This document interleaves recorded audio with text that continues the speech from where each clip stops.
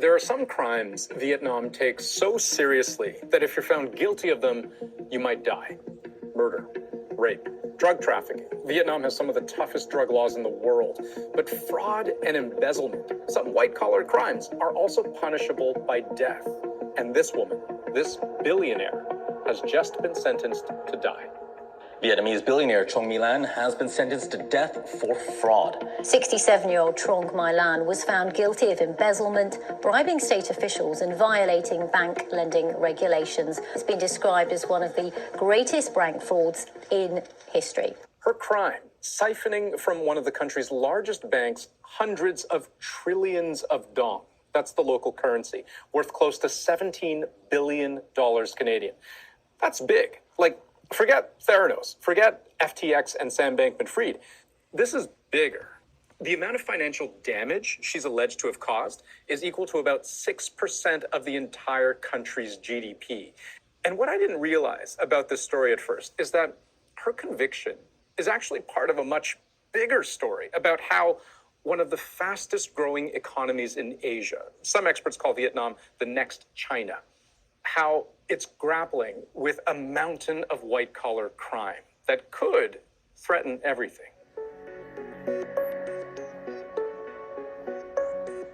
The crimes of Trong My Lan have been called one of the greatest bank frauds the world has ever seen. She was just found guilty of embezzlement, bribery, violating all kinds of banking rules. But how did she do it? How did she steal billions of dollars? Well, it starts with a bank Lan actually helped to create. 3 banks strapped for cash merged into one with her oversight to create the Saigon Commercial Bank. Now, she didn't own the bank. There's actually a Vietnamese law that prohibits any individual from owning more than 5% of a bank's shares. So, according to prosecutors, she very much faked her way into near complete ownership. Hundreds of shell companies and people acting as proxies on her behalf, altogether buying more than just a controlling interest in the bank. By the end, Trong My Lan owned more than 90% of Saigon Commercial Bank. And when you control 90% of a bank, you control its money. The accusation was that Lan appointed her own people as managers, who then went on to approve the equivalent of about $60 billion Canadian in loans to all these shell companies that she had set up. Those loans added up to about 93% of all the bank's lending. This is the largest case of corruption in Vietnamese history.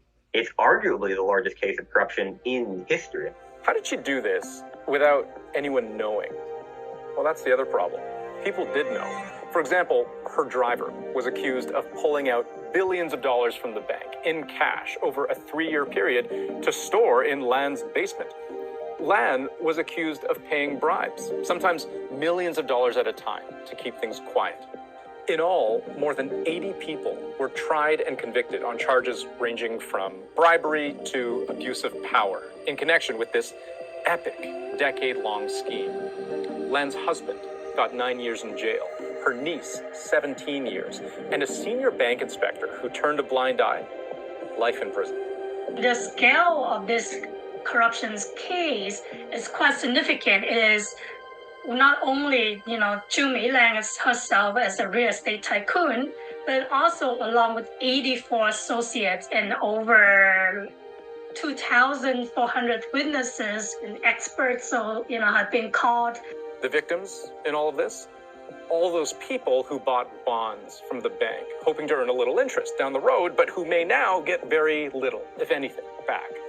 Police identified around 42,000 victims, and this is where we get to the heart of the story. The reason Vietnam's leaders want so desperately to make an example of Lan. The defendant's actions, read the judge's verdict, eroded people's trust in the leadership of the Communist Party and state. The Communist Party leadership has built its legitimacy upon economic performance or performance more broadly, right? And the fact that corruption has been so